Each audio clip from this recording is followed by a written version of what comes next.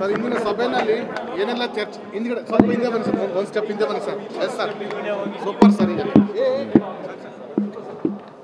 ಏನೆಲ್ಲ ಕೇಸ್ಗಳು ತನಿಖೆ ಹಂತದಲ್ಲಿದ್ದಾವೆ ಅವುಗಳನ್ನೆಲ್ಲವನ್ನು ಕೂಡ ರಿವ್ಯೂ ಮಾಡೋದಕ್ಕೆ ಮತ್ತು ಸ್ಪೀಡಪ್ ಮಾಡೋದಕ್ಕೆ ಅವರಿಗೆ ಸೂಚನೆಗಳನ್ನು ಕೊಡೋದಕ್ಕೆ ನಮಗೆ ಈ ಸಮಿತಿಯನ್ನು ಮಾನ್ಯ ಮುಖ್ಯಮಂತ್ರಿಗಳು ಮಾಡಿದ್ದಾರೆ.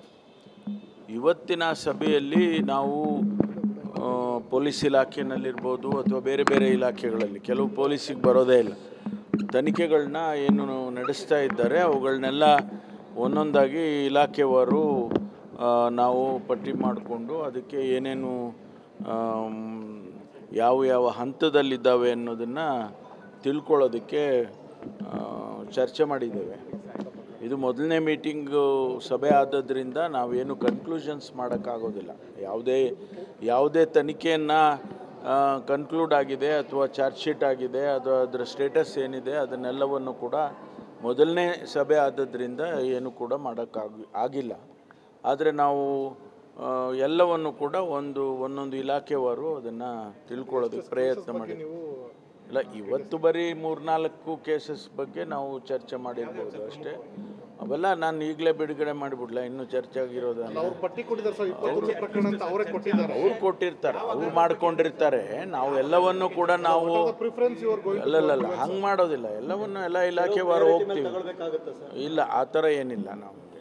ನಾವೆಲ್ಲ ಎಲ್ಲವನ್ನು ಕೂಡ ಯಾವುದ್ಯಾವುದು ತನಿಖೆ ಹಂತದಲ್ಲಿದೆ ಅದರ ಸ್ಟೇಟಸ್ಸು ತಿಳ್ಕೊಳ್ಳೋದಕ್ಕೆ ಪ್ರಯತ್ನ ಮಾಡಿದ್ದೀವಿ. ಅದನ್ನು ಆನಂತರ ಕನ್ಕ್ಲೂಡ್ ಆದಮೇಲೆ ನಿಮ್ಗೆ ಹೇಳ್ತೀವಲ್ಲ. ಈಗ 7-8 ಪ್ರಕರಣಗಳು ಈಗಾಗಲೇ ಎಸ್ ಐ ಟಿ ಆಗಿದೆ, CID ತನಿಖೆ ಆಗಿದೆ, ಜುಡಿಷಿಯಲ್ ಎನ್ಕ್ವೈರಿ ಆಗಿದೆ.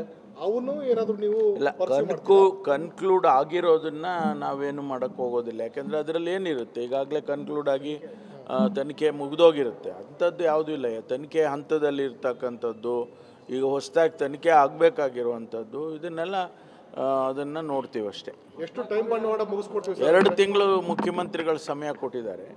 2 ತಿಂಗಳೊಳಗಡೆ ನೀವೆಲ್ಲ ಮುಗಿಸಿ ನಮಗೆ ವರದಿ ಕೊಡಿ, ಕ್ಯಾಬಿನೆಟ್ಟಿಗೆ ಸಬ್ಮಿಟ್ ಮಾಡಿ ಅಂತ ಹೇಳಿದ್ದಾರೆ.